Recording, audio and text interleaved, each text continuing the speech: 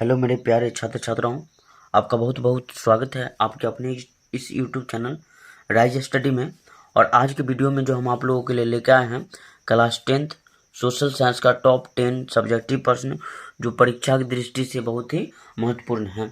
तो चलिए बात करते हैं। हम पहले प्रश्न में कह रहा है कोयले के विभिन्न प्रकार के नाम लिखिए। देखिए इस वीडियो में हम जितना भी प्रश्न आपको बताएंगे वो परीक्षा की दृष्टि से बहुत ही महत्वपूर्ण रहेगा। तो देखिए पहला प्रश्न जो हम लिए हैं कोयले के विभिन्न प्रकार के नाम लिखिए।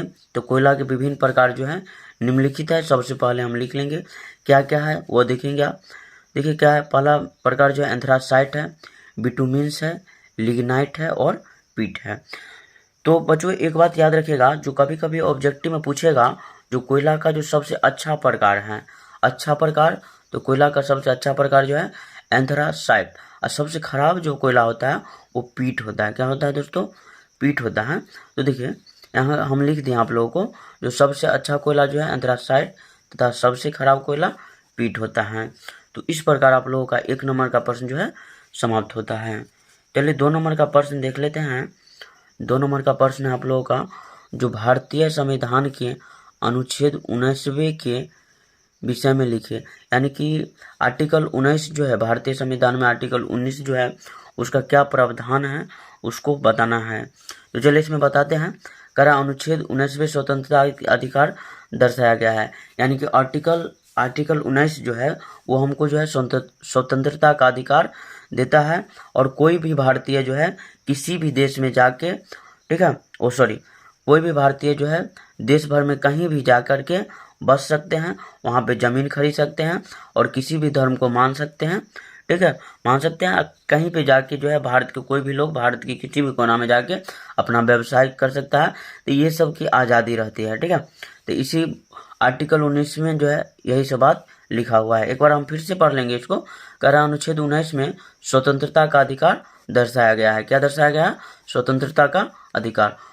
कोई भी भारतीय देश भर में कहीं भी बस सकता है तथा किसी भी धर्म को मान सकता है। आगे चाहेंगे तो आप ये भी लिख सकते हैं, जो कोई भी भारतीय भारत के किसी स्थान पे जाके जो है अपना व्यवसाय कर सकता है।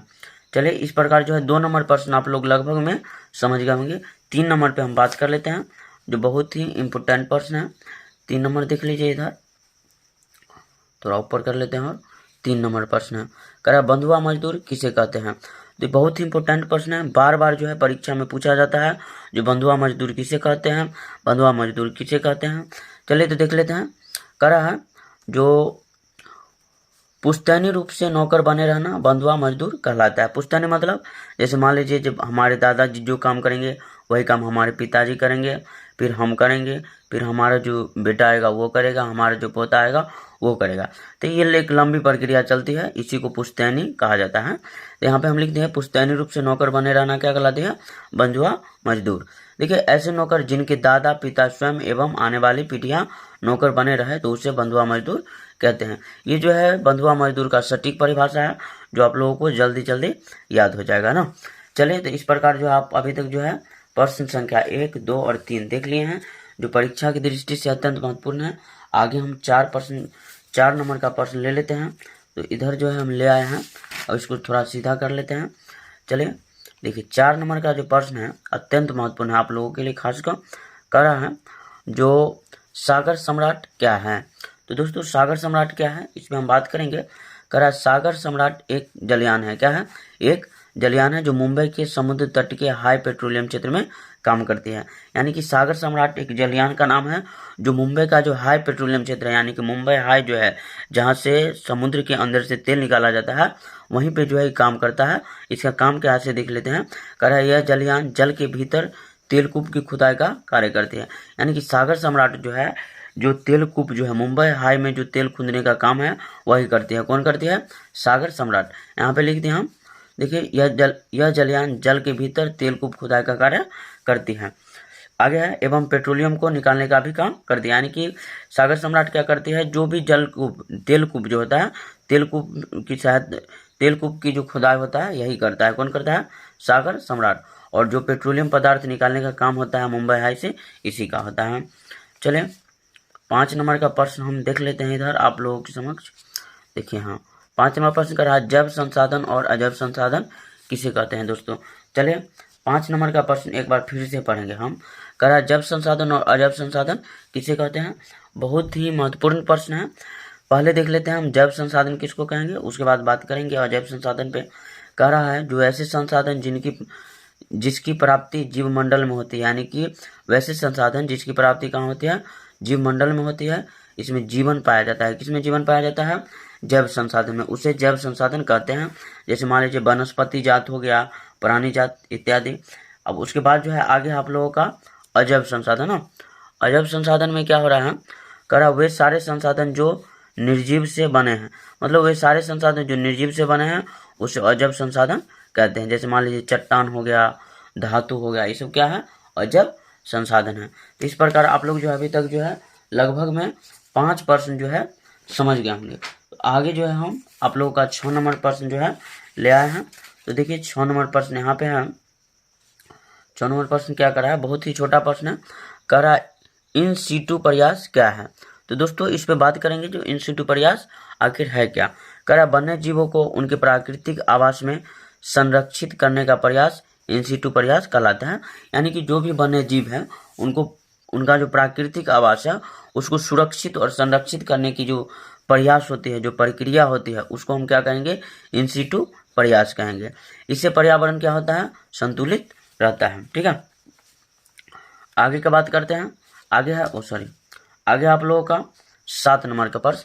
कह रहे संसाधन क्या है। ये तो आप लोग जान भी करते होंगे, फिर भी जो है परीक्षा की दृष्टि से बहुत महत्वपूर्ण क्वेश्चन है, तो इस पे बात करना तो बनता है। कह रहा है हमारे पर्यावरण में पाई जाने वाली प्रत्येक वस्तु जो हमारी जरूरत को पूरा कर सकती है उसे संसाधन कहते हैं।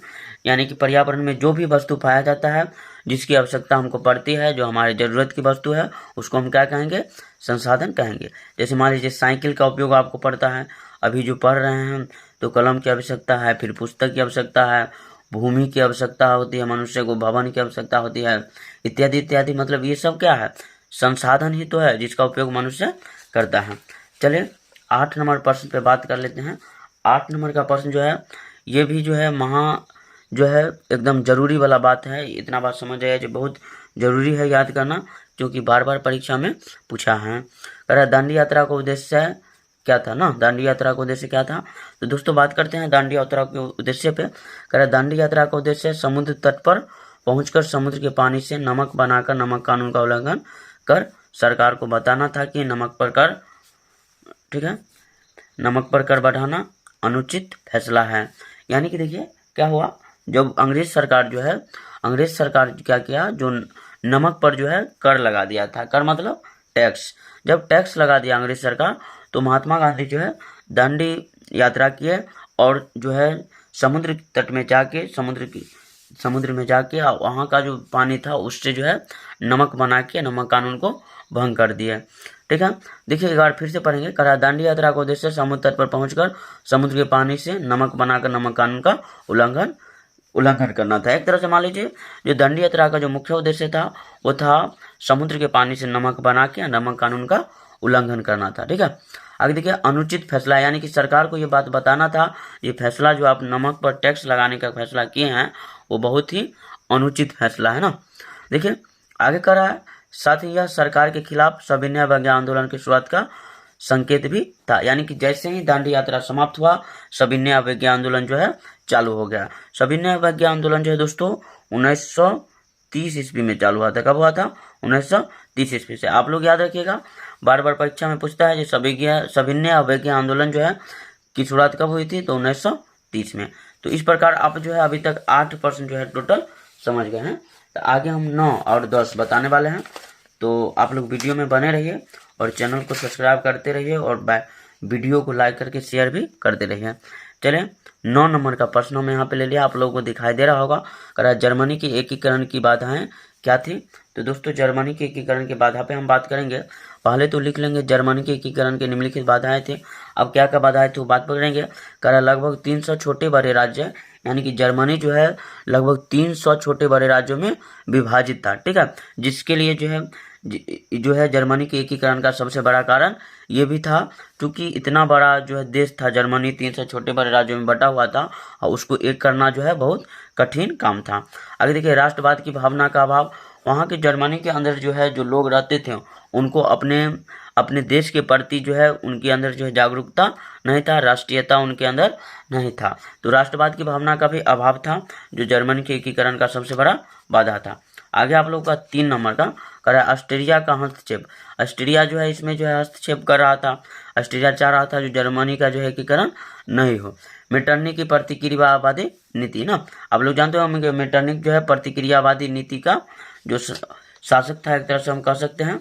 आगे देखिए, आगे है 10 नंबर पर, बहुत ही महत्वपूर्ण है और आखिरी है। आप लोग वीडियो को देखते रहिए और चैनल को सब्सक्राइब करते रहिए ताकि हम आगे जो भी वीडियो हमारे आगे का वीडियो आएगा वो आप लोगों के पास पहुंचते रहें। चलिए, तो हम 10 नंबर का जो है प्रश्न पे बात करेंगे। कह रहा है बिहार में वन विनाश के 2 प्रमुख कारकों को लिखें।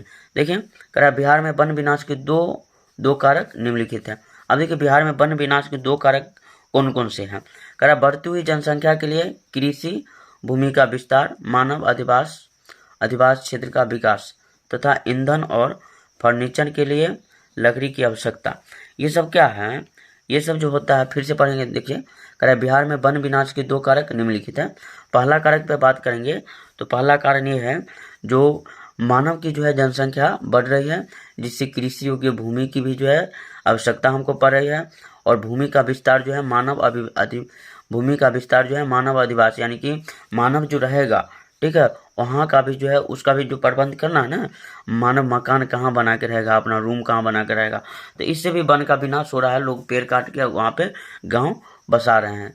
और ईंधन के भी लिए भी जो है बहुत ज़्यादा मात्रा में जो है पेड़ पौधा जो है काटा जा रहा है। और फर्नीचर के लिए भी जो लकड़ी की आवश्यकता होती है, इसके लिए भी जो है कहीं ना कहीं पेड़ पौधा को ही नुकसान पहुँचा है, जिससे वन विनाश जो है एक तरह से, यानी कि वन जो है विनाश के कागार पे आ गया है। चलिए, 2 नंबर का प्रश्न देखते हैं। करा मानव का हस्तक्षेप, प्रश्न है 2 नंबर कारण है, ये मिस्टेक हो जाता है थोड़ा। करा मानव का हस्तक्षेप तथा कुछ नदियों द्वारा तीव्र मार्ग परिवर्तन, यानी कि पहले तो मानव का हस्तक्षेप है, जो वन को अधिक मात्रा में तो काट ही रहा है, और नदियों का जो है तीव्र मार्ग परिवर्तन, नदी जो है अपना रास्ता जो है बहुत तेजी से बदल रही है, जिससे जो है वन को बहुत ज़्यादा क्षति पहुंचती है। तो इस प्रकार जो है हम आप लोगों को जो है अपने इस वीडियो में जो है टोटल 10 प्रश्न जो है बता दिए, जो परीक्षा की दृष्टि से अत्यंत महत्वपूर्ण है। अगर आप लोग पूरा 10 पढ़ लेते हैं तो कम से कम 3 प्रश्न